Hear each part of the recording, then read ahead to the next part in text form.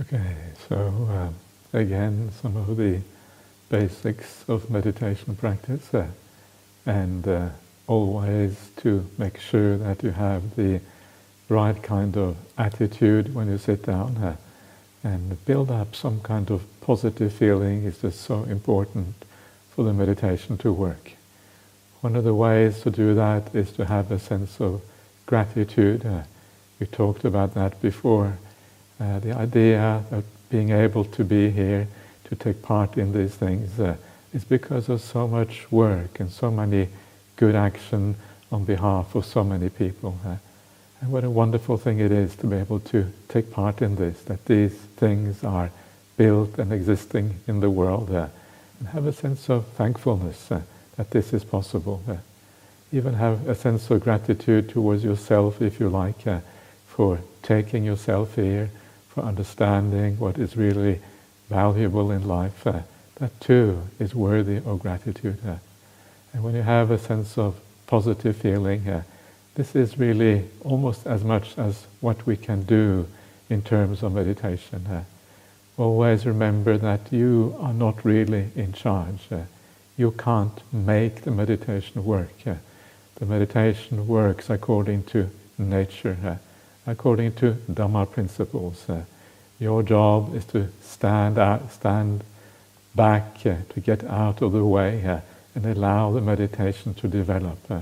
Just gently nudge the mind according to Dhamma, and as you do so, the whole thing unfolds by itself. When you understand that you are not in control, you will never get frustrated.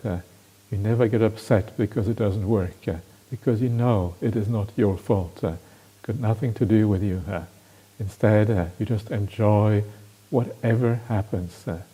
If you can enjoy just a little bit of peace, if you can just enjoy the good company, if you can enjoy the presence of the Buddha in the background, little things, if you can build that up into something positive, that is the way forward.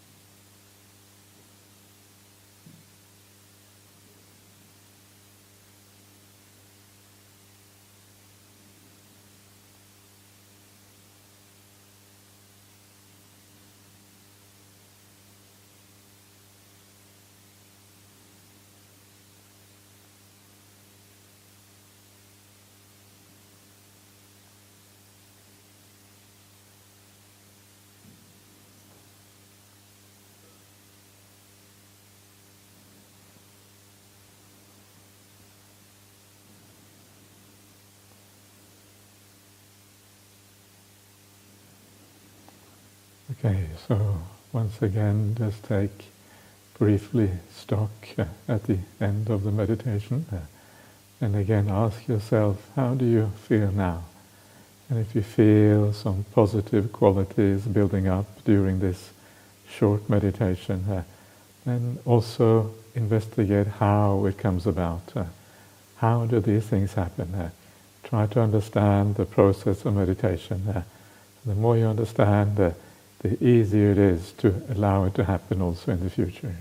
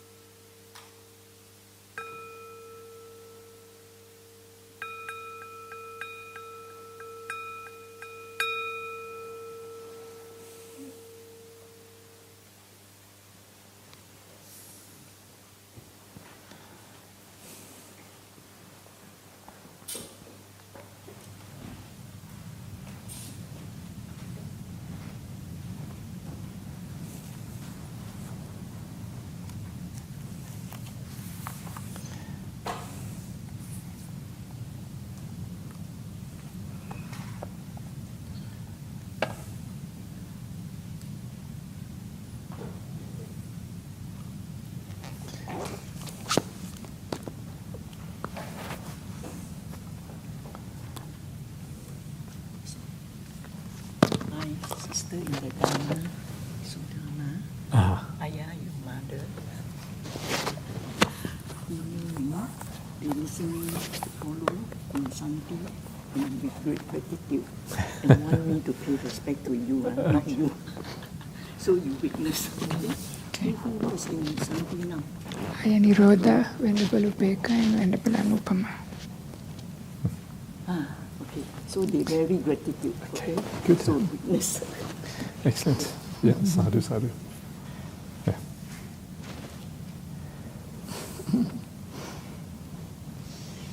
Say just now they're full of gratitude. Okay, that's marvelous, yeah. Everybody in Santi is on retreat. They're following. Oh, really? Yeah. Okay, that's very nice, isn't it? Good idea. Yeah. Okay, so let us get started. Would you like to start? No, just senior. Was that? Okay, I will start then. Okay. All right, dear Ajahn Brahmali, that's a good thing I'm starting because that makes it easy. Buddhist teaching disagrees with the Big Bang theory. Does that mean it also disagrees with the Darwinian theory of evolution?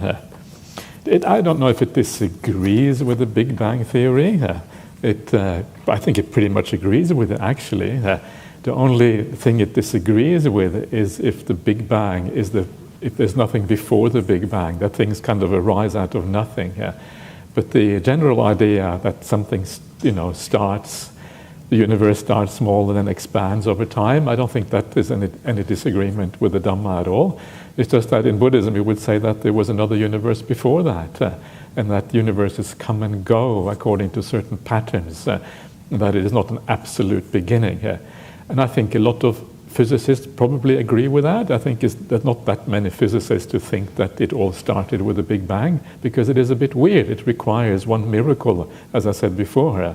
And so I suspect that there is probably some agreement. Many physicists probably are looking for a solution to what happened before the Big Bang, so they can kind of make it all work properly. Does Buddhism disagree with the theory of evolution, Darwinian theory of evolution? No, I don't think so. I don't think there is any incompatibility there, because in Buddhism, the evolution is mostly a mental evolution. That's what karma is about. It's about the development of the mind. Whereas Darwinian evolution is a genetic evolution. It's the evolution of physical properties, physical organisms. And so this is slightly different. And so there's like two cross streams, in a sense, happening together. On the one hand, there is the mental evolution, which is one kind of stream, and then there's the physical evolution, which is another one. And when the two meet, that's when you kind of have organisms like human beings or animals or whatever. So I think it is quite compatible. Of course, one of the differences is that many modern evolutionists will say that consciousness has arisen as part of evolution. That is where Buddhists probably would disagree, because that doesn't fit with the idea of going on from life to life and these kind of things. But in terms of genetic evolution, I don't think Buddhists have any problem. So I think many of these theories are quite compatible, and I think that very often, if something has been shown to be the case, Buddhism is about finding truth. It's not about believing in stuff which is kind of fairy tale. That doesn't make any sense. So we look for truth wherever it is to be found. If it is in science, if it is in spiritual practice, then so be it. That's kind of wherever it is. That's where truth is to be looked at. But actually, this is your expertise, isn't it? Evolution. Yes. So your turn. I was thinking, this is my question. Yeah. Go for it. One thing that I am not 100% certain, but I have heard a couple of years ago that the physicists have discovered up to 14 Big Bangs. Has anybody here heard about it as well? No? Maybe you can Google and see, but I believe they know that there is more than one Big Bang. When I was growing up at school, there was only one, but I believe that they have discovered that the evidences for world expansion and contraction more than once. So anyway, whatever it is, that part was something I heard. But the evolution aspect is very interesting. My background before a monastic is I'm an evolutionary microbiologist. So being who I am, and I one day heard a sermon on the Aganya Sutta. Has anybody heard the Aganya Sutta? Only one or two people. So it's only one of the very few places, maybe the only place that the Buddha talks about how everything started. And when I heard that sutta, first time when I heard it just the way it was described, I had a really broken heart. I had so much faith and confidence in the Buddha, like the way he the teachings, everything that I've heard up to that point, because this was when I was still a lay person and learning the suttas. They were all just like one way, and then suddenly this sutta seemed so different. So different to how? So I really had this, my confidence in the Buddha was shaken. That day I could not go to work. I came actually straight to Bodhinyana. Luckily Ajahn Brahm was there. So I spoke to him. And then he explained, and after that my confidence in the Buddha grew even more. So I will tell you why. Because in science we learn about the Darwinian theory of Veda, and that's kind of, we are only stuck into that way of from primordial soup, everything starting and growing like this. But in this sutta, the Buddha says, it's, can I take time? Is that okay? Of course, yeah, absolutely. So there are two Brahmin students, like they not Brahmin, they used to be Brahmins, like the high caste, and now they are monastics. But they have gone home to visit their family and come back. And then the Buddha sees them, so they ask, how was your trip? Something like this. And they said, our families were really disappointed, because they say the Brahmins believe like when you become a Buddhist monastic, you are lower than the lowest caste.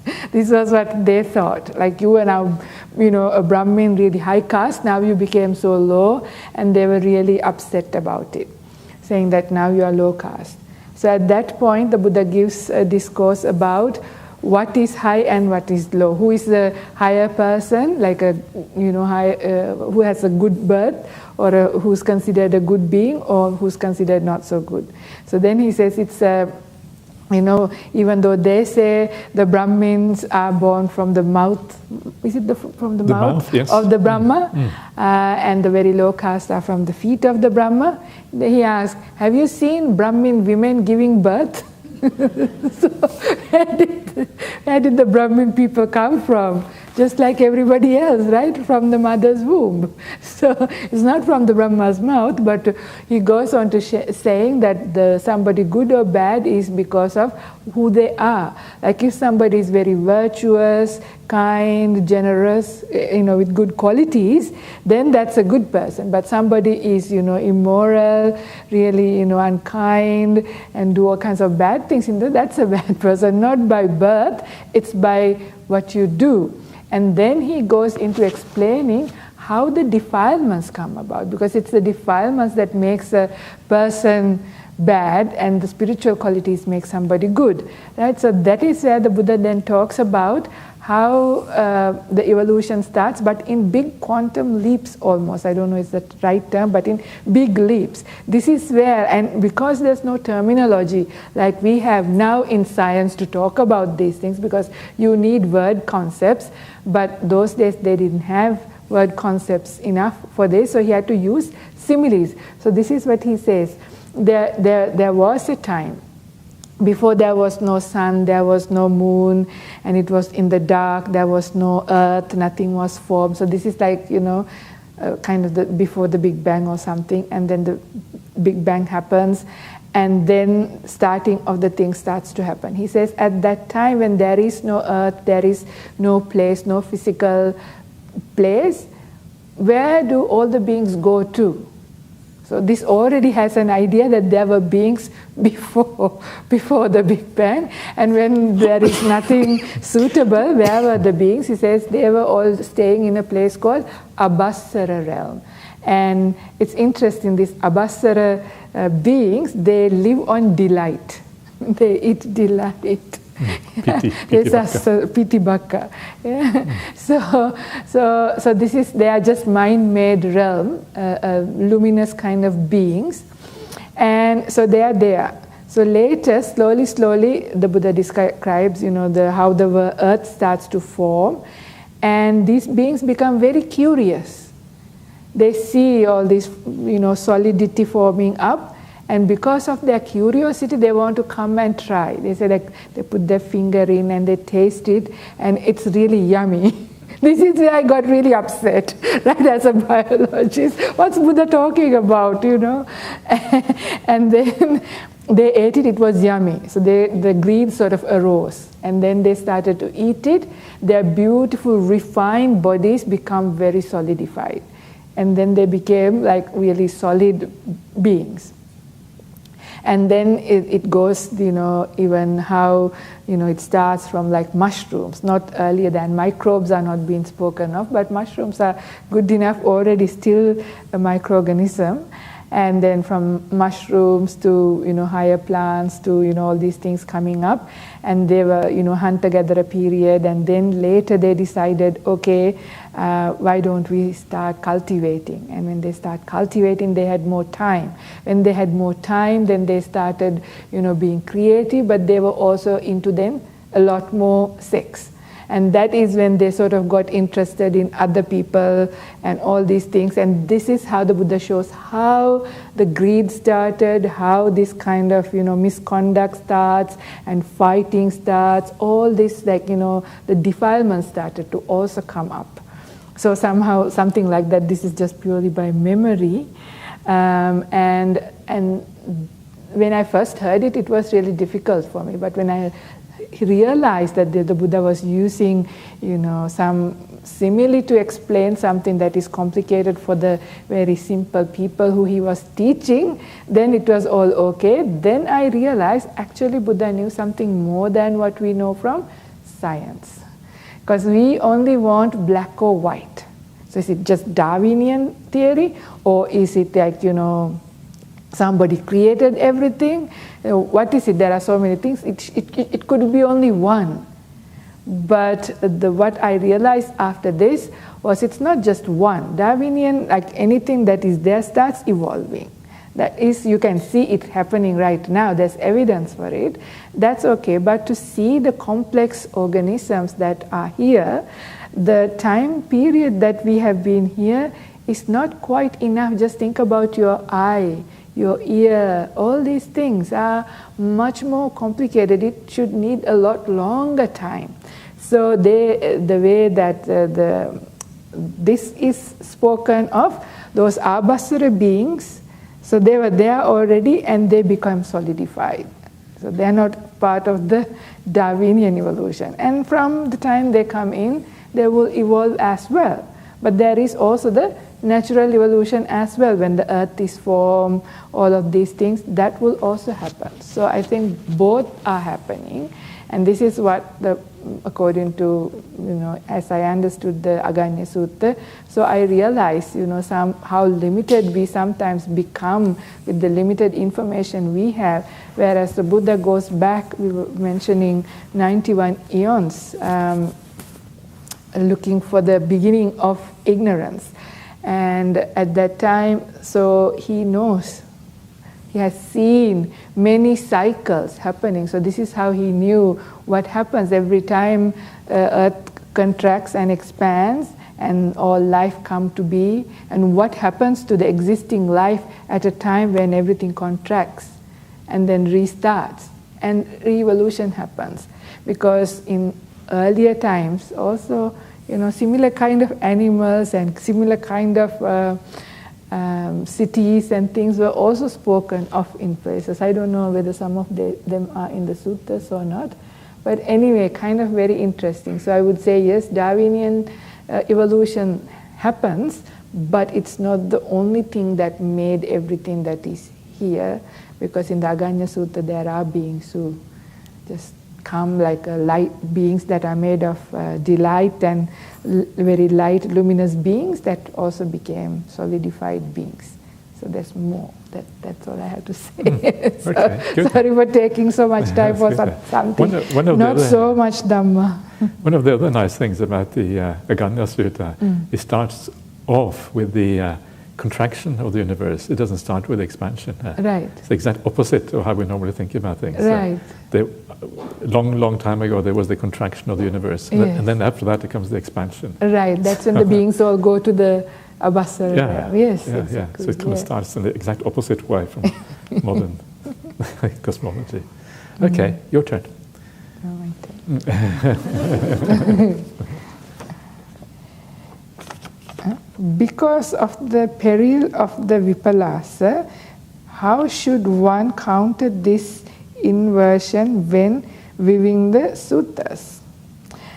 Well, the thing is, we can't just overcome just like that, but the suttas, if you just read them in a very simple way, then rather than reading too much into it, if you read the simple word of the Buddha and take it, then there should be no problem. Is that right? Yes. Because we can't really, vipallasas get turned slowly and at full enlightenment only up until that time. Yeah. We have to live our life with these distortions. Yeah. But I think it's a good question, because it means that you will not see the suttas for what they are necessarily. Your distortions of the mind will color the way you read the suttas, and so it is very easy to take away the wrong message from the suttas. And so being aware that you have these inversions of perception and mind and views as you read the sutta is very helpful, because it allows you to read more carefully. What is the Buddha really trying to say here? Am I being honest about what is going on? And so it allows you, it makes you more careful. It makes you less sure about your understanding and your interpretation. It opens your mind up to new possibilities. It's too easy in life to be too sure of oneself, and you see this in in discussion groups of the suttas. People have very strong opinions very often about what the suttas mean, and very often I think people would do well to be a bit more humble, because these things are very profound. That's the whole point of the Dhamma. It is profound. If it wasn't profound, it wouldn't be interesting. That's kind of the whole point. And so, so I think it's a good point. So just be very careful and be open and don't think that you will necessarily understand everything. Actually, guaranteed you won't understand everything. And then you gradually get there. But also these days to be aware, right? Because there are people who would teach the distorted Dhamma very confidently, how they perceive it. So this is also why, as much as possible, if you have good teachers or enlightened teachers, even better, but very rare to have, but at least people who are practicing well as some guides to give you some of the basics so that you have some teachings explained by somebody who is not so deluded. So this is one of the factors, right? There is, for awakening to happen, there are 4 things they say are helpful. Sappurisa sangsevana, saddhamma savana, yoniso manasikara, dhammanudhamma patipatti. So the Sappurisa sangsevana is the association of the Sappurisa, so an Aryan, an enlightened being. Saddhamma savana is listening to the teachings, or having the teachings. And then yoniso manasikara, we spoke of what that is. Dhammanudhamma patipatti is living according to that. So I have often wondered, why do you have Sappurisa and Saddhamma savana? Because if the job of the Sappurisa is to say the Saddhamma, these days we can read it, right? So even if the Sappurisa is not there, it's okay. I mean, these days it's hard to find Sappurisas. But the thing is, even if it is not a fully enlightened being or people practicing well, then when they explain the teachings, that is helpful, but also their conduct. Certain things, it's so much you can learn from just words, by just reading.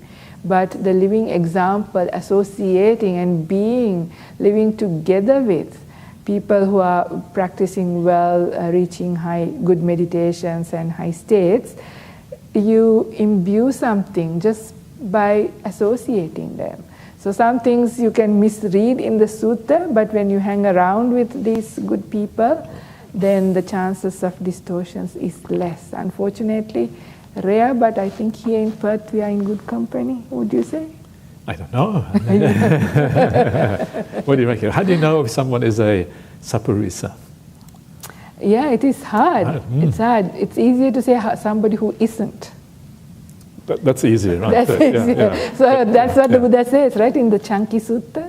In the Chanki Sutta, the Buddha says, yes, you observe, you hang out. So not just during a retreat, during a Dhamma talk, you got to go and live with them in the monastery for a long period of time.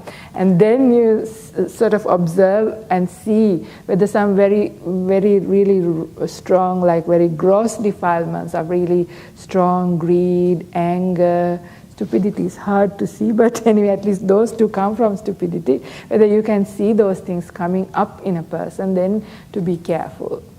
But it's not easy, but at least if you see them, then you can be a little bit careful. So it takes a while, isn't it? Yeah. What do you think? I don't know. How many areas do you think there are in the world? In the world. I don't know. You should know better. I should know better. It's very hard to know, isn't it? Yeah, hard to know. Yeah. Is there anyone?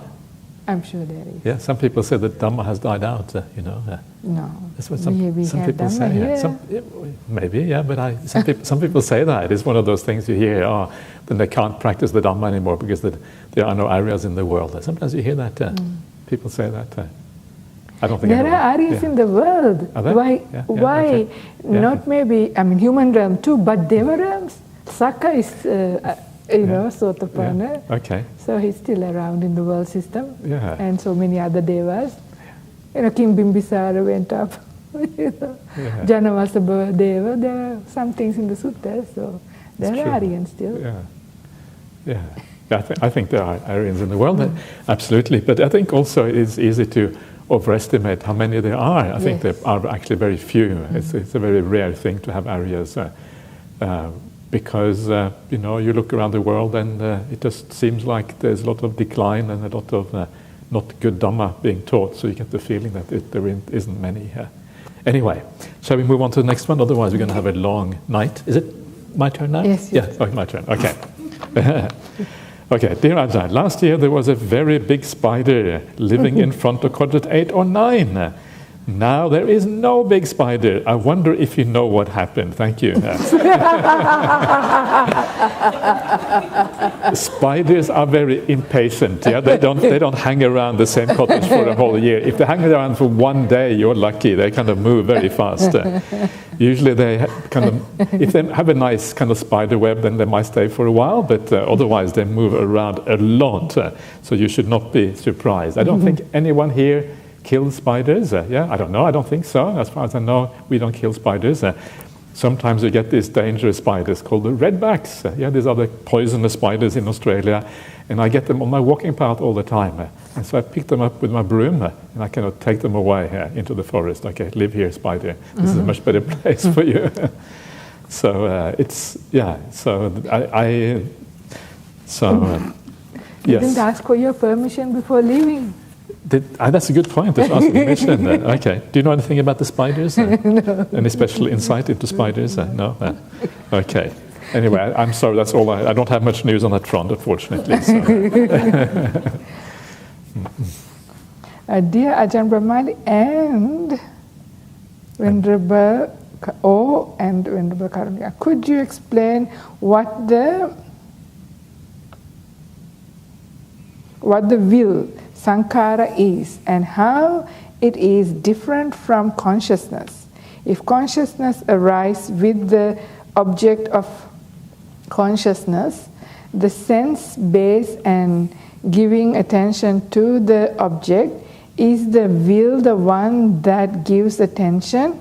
Thank you for the teaching. Complicated question.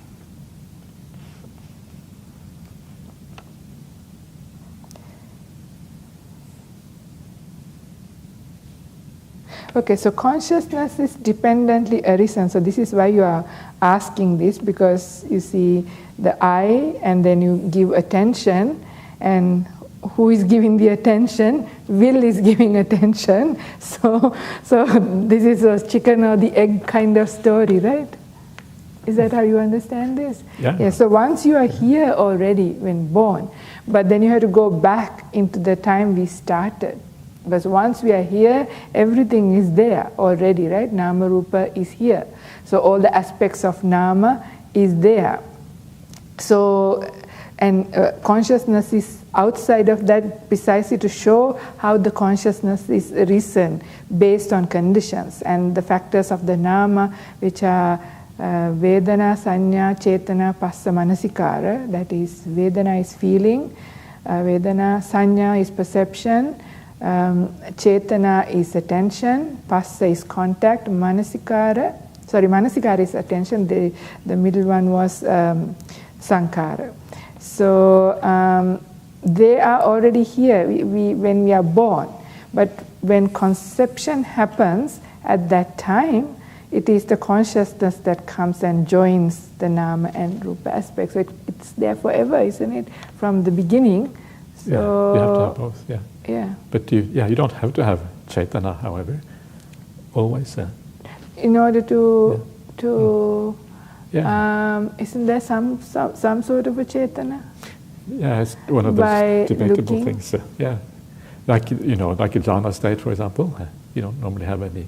You don't have any active Chaitana anymore. Yeah, not active, but there is. I mean, when we are sleeping, still the body is kept up, right? So we don't have, but the body keeps going. So body consciousness, kaya vijnana would be arising and passing away.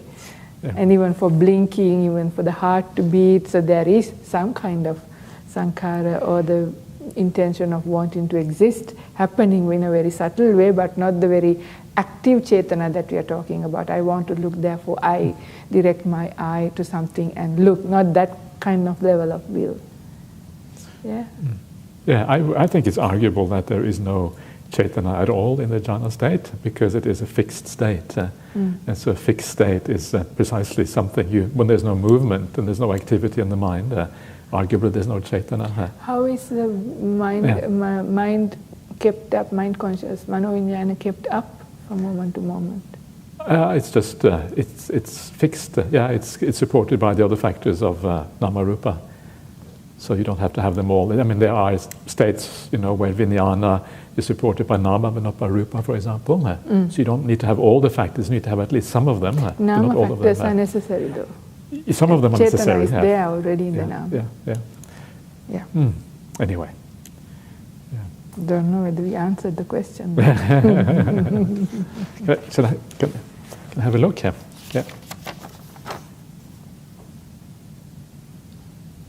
So the will is just the thing that directs the mind. It's like Bhante Siddhartha translated as choices. Whenever you make a choice, it's the will that acts and makes the choice. So the will is whenever you do anything, move the body, speak, think, or whatever, it's the will behind it that makes for the movements, for the change. It's different from consciousness. Consciousness is just awareness. So awareness is what knows what's happening. The will is what does. It's the activity of the mind.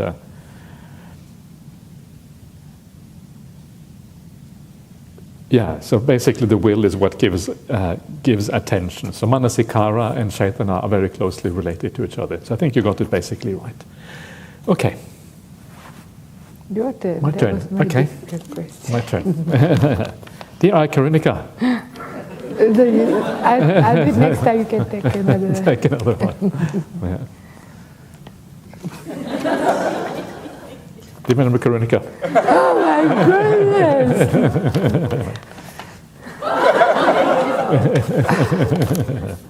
Okay, so here is one that is not to remember Karunika. Okay. To the Ajahns and retreatants. So here we are. So this is the Buddha shining his rays of wisdom upon us. Take heed, listen, follow the teaching. Death may fall upon us any moment. Before this body becomes feeble and unable, pick up just one of his teachings, inspire, internalize, and take to heart. Free yourself, let go of this craving, and no more of becoming. You have done the work, and follow the Buddha's footsteps. So here is someone writing poetry for us all. So that's marvelous. Okay, well done. So we will put that to one side, and maybe we will frame it and put it up somewhere, and by unknown follower of the Buddha or something like that. Okay, great. You got to do a question. Do a question? Okay, do a question as well. Ajahn Brahmali. Okay, so here we go. What is it that the sutta you explained to us this morning so similar, the beginning to the simile of the elephant's footprint? It is just the way the suttas are written, or onto papyrus or whatever. Also, I couldn't follow the fourth foot of the elephant as explained by Pilotika. So, so what was it I was saying this morning about the similar elephant's footprint?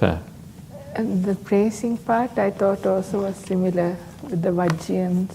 Is that what they're referring to? Okay, so when the okay, that part, right? Exactly, of course. So where he praises the Buddha, and he says how he can't know the wisdom of the Buddha, and he is praised by the praise, and then he goes Namo Tassa Bhagavato after that. This is quite common that the suttas have similar openings. I think whether there was the same thing happening twice is very unsure, but sometimes there were probably maybe openings that were reused because maybe after a while they couldn't remember exactly where it fitted or what was going on. They may have been reused in this way. So it's a bit uncertain. So these things are not necessarily to be taken literally always, but they are to be taken as a general kind of attitude at that time that people would have, and that's why it is repeated in this way here.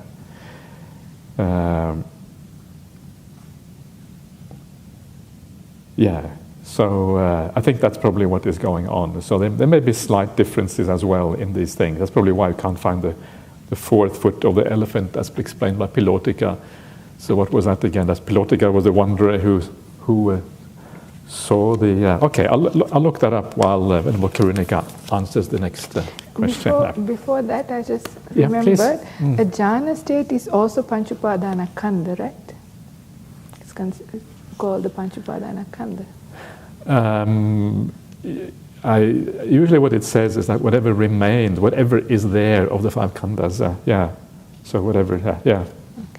yeah. Okay, dear Venerable Karunika, could you explain what is nama and rupa?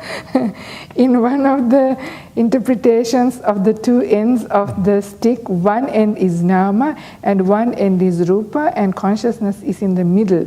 What does this mean? Thank you. I'm going to go through all of those five in the next talk. Can we wait till then? Is that okay? I can explain if you want now also. Let's just see how we go with time. If not, I have promised to go through all 6, the Majjhima Sutta, so I will do all 6. So dear Ayya Karunika, thank you for your wonderful teachings and sharing of the sutta. You got me very interested. Which one? Sharing of the sutta. Okay. You mentioned about the psychic power of perception, which I thought is wonderful to possess.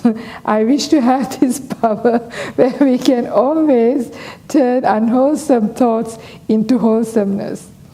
May I ask, in times where the mind is clouded by unwholesome thoughts and is so narrow, at that moment, how can one's perspective be broadened to see right view, and in turn turn the unwholesome thoughts into wholesome one? Many thanks. Okay, so this is a very good practical question which I can give a very practical answer to. So you are saying when unwholesome thoughts are coming, but your mind is already, clouded or depressed or down, like not a energized state, how can you deal? Well, you can't deal at that time. So the thing is, at that time, if you even recognize, okay, this is happening, first thing that is very practical, helpful, get up from where you are. Right? So you are in somewhere seated or whatever, or you can change your posture, right? Just move away from wherever. Just that much breaks that momentum. And sort of you need to, and then start walking or do something that is inspiring, right? Because that you can do intentionally. Right? You can do intentionally that. So beforehand, you can prepare things because you know what are easy things. Okay, have a cup of tea if you like tea. or go for a walk, right? Or if it is nighttime, go out and look into the stars. Something even simple that can inspire you. So that actually gives a small little lift to your mind. Or read something inspiring, listen to a Dhamma talk, something. How this works is like this. So, Manasikara Sambhava Sabbe Dhamma. This is in the Mulaka Sutta in Anguttara Nikaya 7th, I think. And how we, as we were speaking earlier, there is the object, and how you give attention is what gives rise to the Dhammas, in the sense the mind states. So unwholesome mind states also come as a result of you have some kind of an object, an incident, a person, something related to that, and the way you give attention to it is what creates that. Oh, what they did was wrong, this is not right, let's see, something like this, and you have maybe anger or ill will or negative come up. So that mind state is kept up because of the way you give attention to. However, what you are saying is when the mind is really weak, it's really hard to get out. It's one thing to say, okay, move and think in a different way, but when the mind doesn't have that energy, when it is clouded, and sometimes we want to indulge in that. So this is what you're talking about. So at that time, we can't change the way we think and bring in right view. What we can do is change the object. It's easier. So that's why I mentioned get up and go, have a cup of tea, So change the object of attention to something that is inspiring. This is also there even in the Satipatthana Samyutta, even when you are meditating. And if you are meditating and you are becoming dull, or if you see any of your hindrances are coming, the Buddha says, stop meditating with that, your main meditation object. Take up something that is inspiring.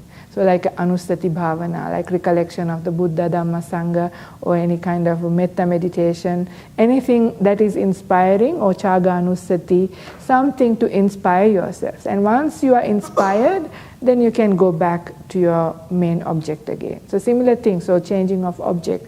Also in the, is it Vitakka Santana Sutta, also the Buddha gives, like, when you have difficult thoughts, you can change. There are 5 objects like that. So changing the object, and then slowly, then that breaks that unwholesome pattern, and then you build up mental energy by doing something nice. Make a cup of tea for somebody else, or go and do act of service, or anything that can give a lift to your mind. When you do that, then after that you can deal with that situation better. So why was I thinking about this? How can I bring in the right view at the right time? So again, after meditation, after a retreat like this, you have your usual ones. We all have the same patterns. You know already these things. So for those, you can already bring up at a time when your mind is really clear how to deal with it as well. So you have pre-preparation done, so when this is happening, you don't allow yourself to sort of get overwhelmed by these unwholesome thoughts and then later even act upon it. You already have a plan beforehand, and your mindfulness will, at least you'll have some amount, if you have made a determination, when this is happening, this is what I'm going to do. I'm going to have a cup of tea, or I'm going to go for a hike, I'm going to go for a swim, I'm going to, clean the dishes, I don't know, cook something complicated. That's really interesting. Get a difficult recipe, your whole attention goes into doing something, it breaks, so whatever it is. So this is a very practical advice, but also understanding. Okay. Actually, I found the 4 footprints you were talking about in the this is in the Chulahatipadopama Sutta, the shorter sutta on the symbol of the elephant's footprint. And the 4 footprints are the aristocrats, who get converted by the Buddha through his speech. And then you have the other one is the Brahmins who get converted, the householders that get converted, and finally the ascetics and Brahmins, or the ascetics who get converted. That's 4 footprints, 4 groups of people. And these are the 4 footprints. So there seems to be 4, as far as I can tell. So maybe that one is resolved. So let's have a look at the next one. Okay, dear Ajahns, today I finally understood how craving leads to suffering. Because of my limited mobility, unable to do nature walk, I took the mobility scooter for a ride to enjoy the lovely weather. Then the battery died. I was crying and laughing about my realization on suffering. Cried that now I'm stuck in the middle of nowhere. Luckily, someone was doing a walk and helped me. Thank you, those who helped today. I remember Ajahn Brahm's jovial response whenever things went wrong. I find myself constantly tossing between both ends from the sutta. Question, does the Buddha also have a sense of humor about one who goes through the Noble Eightfold Path? Yes, there seems like the Buddha had a sense of humor. Sometimes he would say things that are, that I don't know. It's hard to really know because there's no one. It doesn't say laughing in the sutta, so you don't really know. But the way he says the things, it sounds like he's kind of poking gentle fun at some people and kind of having a sense of humor about things. But it's not so easy to pick up because it's kind of subtle. It's interesting. There's going to be a conference in Poland, Buddhist conference in Poland, coming up in November, and one of the panels there is going to be about Buddhism and humor. It's going to be fascinating to see what they say. One of the scholars who come into the conference, he sent me one of his papers, which was about Buddhism and humor, and he made quite a number of good points, various passages in the suttas. That seemed to be the Buddha kind of having a sense of humor here. There's one of the nice epithets of the anagami, the anagami, the non-returner, someone who's almost fully enlightened. And one of the names or words for an anagami is they're called hasapanya. Yeah, you know Hasapanya? Yeah, she is also the abbot of Dhammasara monastery. And that is one of the epithets. And Hasapanya, Hasa means like laughing or smiling, usually laughing. Panya is wisdom. So it's like laughing wisdom. Mm-hmm. And so one of the things that you should expect if someone is very wise is that they are going to be very light. You have a very light mind, laugh very easily, smile very easily. That's what you should kind of expect from that kind of person.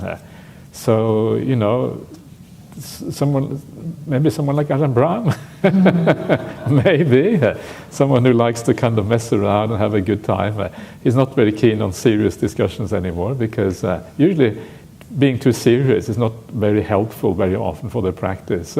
Being light-hearted is really important when you sit down and you don't have a sense of... it's good to know the Dhamma, but to kind of get into too many details and be too serious about things is sometimes can be detrimental. So try to have a light heart. See the fun side of the world. Laugh when your little scooter kind of comes at the back to you laughing. That's kind of a good sign. It means that you have understood the kind of the comic side of life. Things kind of go wrong in funny kind of ways. So that's a positive sign. Okay.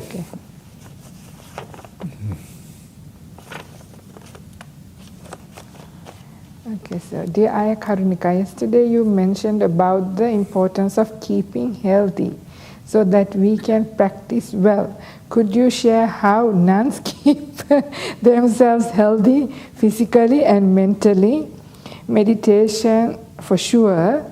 I am curious so that we lay people can learn and emulate. I'm grateful for your clear, detailed teachings and generous sharing of personal examples plus similes. Okay, thank you for that. Well, the thing is, I don't really know too much about all the nuns, but I have suffered enough that I have learned to do few things. So we have a treadmill at Santi Forest Monastery. In fact, I wanted one, so somebody offered, because I am diabetic, as I said. So even though I eat my cakes, my sugar levels are okay. I eat and then I go on the treadmill. But not only that, but then you also look after, So you need to, as Ajahn Brahm says, you need to be happy, with and enjoy your food. But at the same time, it is important what you eat. In our monasteries, we are quite lucky. There is quite a variety of things being offered. So you need to be observing yourself to find out what agrees with you. Like your body changes. I didn't realize for a long time, because I grew up eating dal. In Sri Lanka, that's what you eat. Dal and rice is like everyday kind of thing. So I never realized, like about 15 years ago, somehow my body has lost the ability to digest dal and kidney beans. So I was really sick and I was really exhausted. I didn't know what was happening. It took a long while to realize it's this. When I stopped eating that, then that was okay. And recently I have discovered this year I have lost the ability to digest dairy, like especially the full cream. Other things I can still manage. So our bodies are constantly changing. Don't take it for granted because this is something I ate all the time. That some people maybe they are able to for the rest of their life, but some people's system changes. So have some awareness. So that awareness of what you eat, how you feel, and you realize certain food you eat, your energy levels are so good in the afternoon, in the evening, you can have really good meditation. And certain days you realize, sluggishness, like you feel really stuck inside, then you also can reflect back. So you have to do that kind of thing if you want to stay healthy, to know what to eat, how much to eat, and then when to eat. So for us, we have a time frame anyway, very healthy lifestyle, because we eat in a 6-hour window, or some people only eat one meal a day, or if you have breakfast still, you have an 18-hour fast. So that is very helpful as well. So as for me, looking after, like, the what I eat, how much I eat, and when I eat has been very helpful to look after my own health. And also doing exercise. So because I get a bit hay fever, and also in Santi it rains a lot. It's like I had 5 years of winter to winter to winter to winter, and suddenly my body is in shock coming back to Perth being hot. So I don't know why my down jacket is still out even in the middle of the summer. It's cold, so you can't go outside. So that's why we have a treadmill. But it's also very lovely terrain if you can go for a walk outside. And I have hay fever, so that's why I have. So I feel doing exercise has been really helpful. I also do aerobics. It's kind of funny to say this. In the beginning, I had a lot of resistance to do aerobics as a monastic. But something inside of me kept telling me I need to do something a little bit more high intense than just walking. And because it also helps with your muscles. So then my doctors also mentioned that it's a good idea. So then I did, and I realized that's actually good. So I can only speak for myself, and I wish more monastics will also do, because these are not breaking precepts. So these are allowed, you can do. So that you take care of yourself within what is allowed. But I think there are a lot of monastics who are actually not well. Certainly there are a lot of nuns who are not well, and it is, I believe, because of our current lifestyle. At the time of the Buddha, the monastics actually walked at least 2 or 3 hours because they went for alms round, right? So at least that was there. And then also a lot of the physical work of carrying the water, chopping the wood, cleaning things. There were no robot, vacuum cleaners and things like that, right? You did lots of these housework. So doing that also keeps you quite healthy. So, but these days in the monasteries, we don't really go out for alms food, and there are some work, at least in our monasteries, to do, but it's still not as much. So, and some of the people who are a little bit unwell are not able to begin with, and then they get even more unwell because they are not able to engage in that kind of work. So whenever you get better, if you also do some of this physical work that is available, is also good. So I also tell lay people, throw out your robot vacuum cleaner and all these things and do some of the housework yourself. It does so much good for you. Actually, your vagus nerve, that triggers your stress levels, and everything is trapped there, sympathetic and parasympathetic nervous systems go between. But when you do this housework without knowing, you hack this vagus nerve and your stress levels would go down, right? These are things you can read up and learn about these things, but this is why it is important that we, instead of finding shortcuts, make use of these things to build up mindfulness as well, because by sweeping and doing some of this physical work, it's great to build up, enjoying doing something, and also it's your act of generosity. At the same time, you get good exercise, and best way to build muscle. Whenever if I try to do some exercises with the physio tells me, I end up injuring myself somehow. I don't know, maybe I'm kind of stupid, don't know how to do it. But when I do normal work, then those muscles get built up. Naturally, I feel better. So anyway, this is how I try to take care of myself, because I have to preach what I say, and this kind of teaching is big. I realize that one thing that stops a lot of people from progress is this very thing, like when we don't take care of our body and mind. This is important, because we are trapped in a body. We are trapped in a body, and even for all the neurotransmitters that comes, exercise and food has a lot to do with it. So if you do exercise and take the right kind of food, the effects of some of the bad neurotransmitters get settled. You counteract with these things. If you don't, then it gets worse.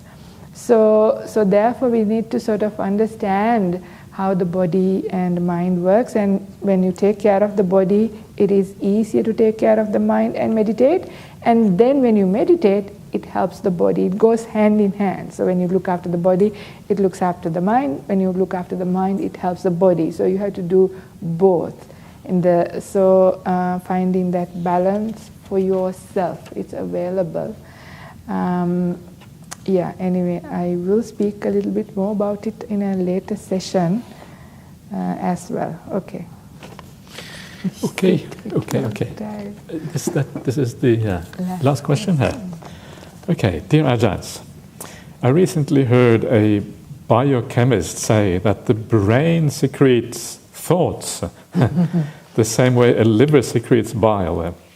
It resonates with me because I really do not have any control over myself since that first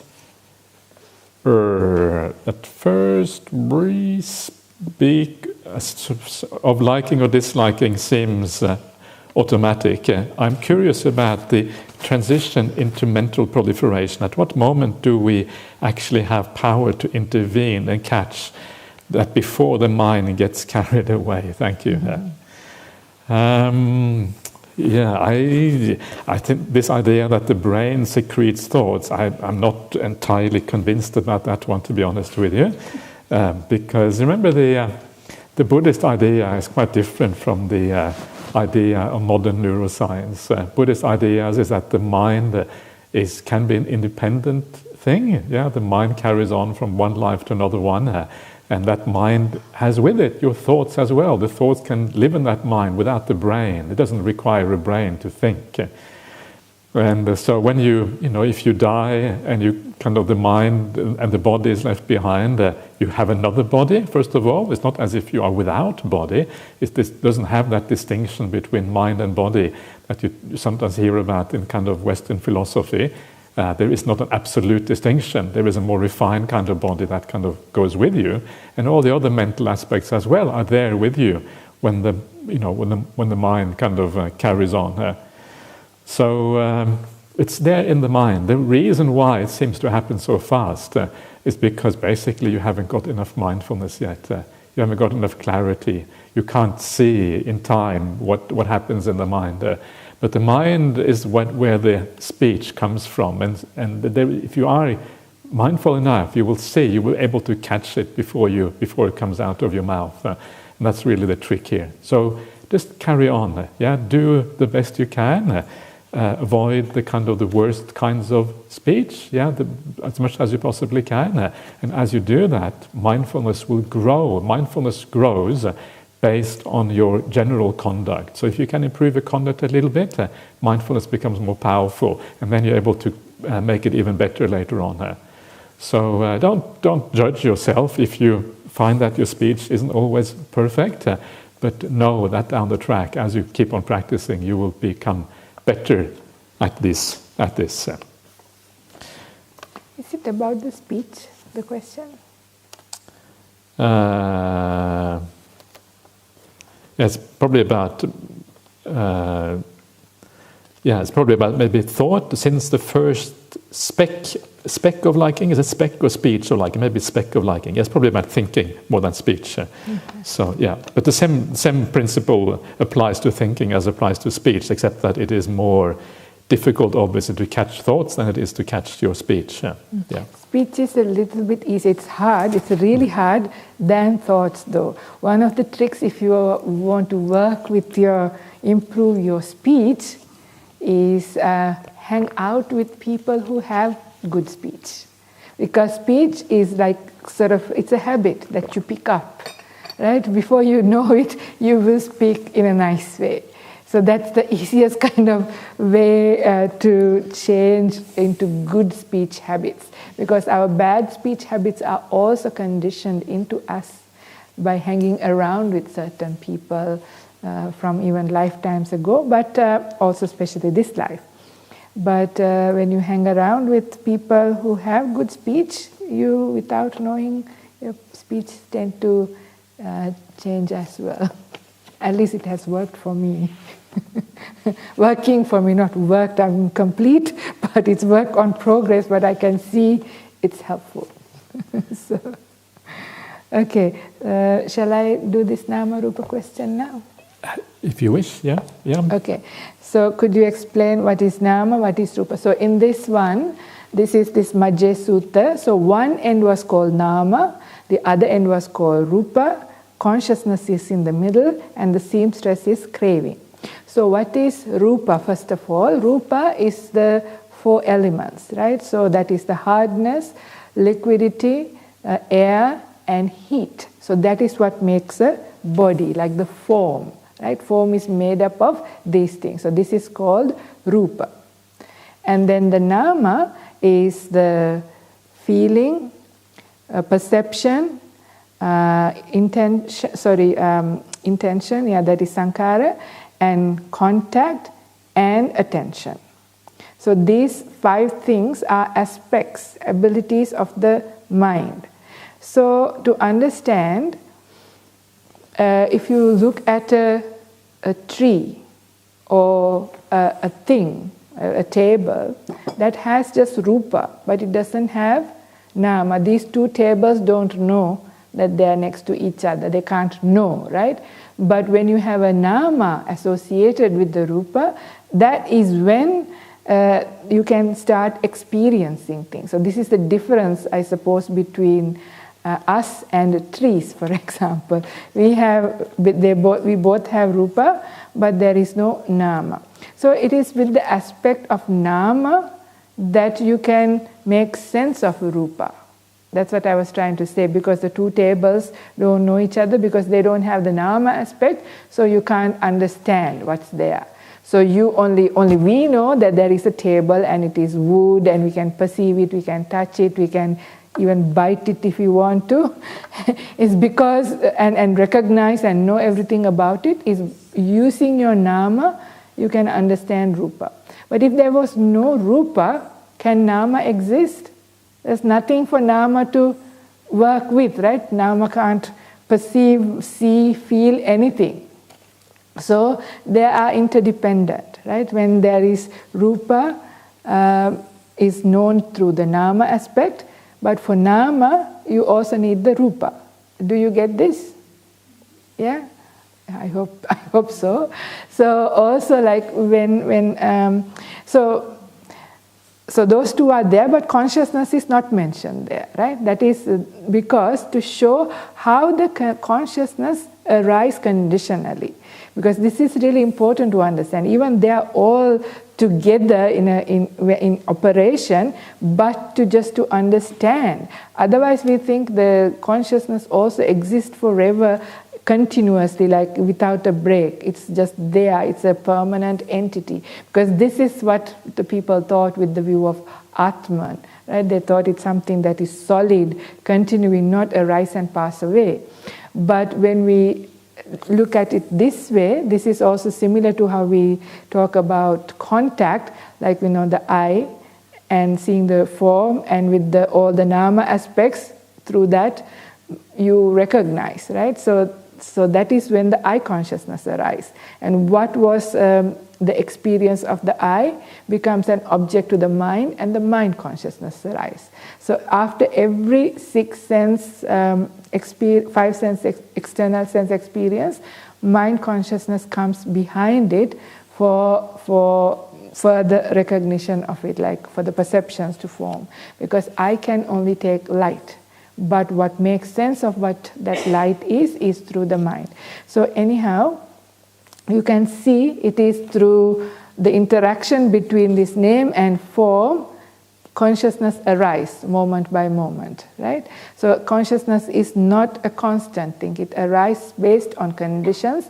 It passes away when the conditions are gone. But for us, because we go from one to the other, the craving constantly keeps us entertained. We are going from one to the other the whole time. it is kept up, so there is a continuation, but it arises and passes away very fast. But we never see that, so because of that, we assume there is this everlasting essence inside. So, but in deep meditation, this is where when the access to your body is gone, when the mind is fully with the mind, and you have really sharp mindfulness, the hindrances are gone at that time, then you are able to see, because apart from that, the craving never allows us to see that the consciousness arises and passes away. That's why it's in the middle, hidden with the seam. You only see, the nama rupa in the sense, the being existing. The arising of consciousness is always hidden.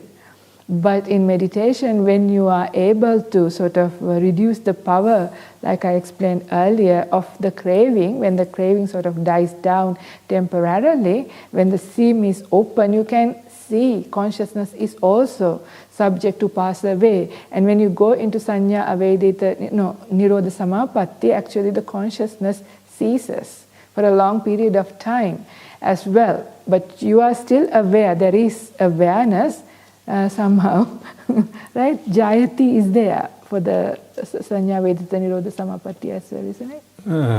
I don't think so, yeah. Not for that one. Not for okay. that, yeah. But anyway, because, when you come out from the sanya vedita nirodha samapatti. So you realize the consciousness ceasing and restarting as well. That consciousness is also not a thing that is you, and that it is conditioned, and you understand that there is no self-everlasting being there. This is the understanding that is possible. So this is how I sort of see this point of otherwise how we are stuck in the middle is when we don't see the conditionality of the consciousness, because of the craving constantly keeps the consciousness going so fast, we assume a sense of self. So when the craving stops, when we see that is when we sort of turn away from this idea. You get that nibbida. So like to understand there is nobody here, kind of understanding comes. Anyway, that's my... What would you say? I say good. As a sadhu. Did people understand what I tried to say? Yes, that's good. Because it's quite a deep point to talk about in a simple kind of way. You need quite a lot of information to be able to process this well. But that's the general idea. So technically, body and mind and consciousness, and the consciousness is conditionally arisen. Yeah. Okay, excellent. So that is it for this evening. So please have a good night's rest, and we'll see you back again tomorrow morning. Let's just finish off as we do every day by just paying homage to the Buddha Dhamma Sangha.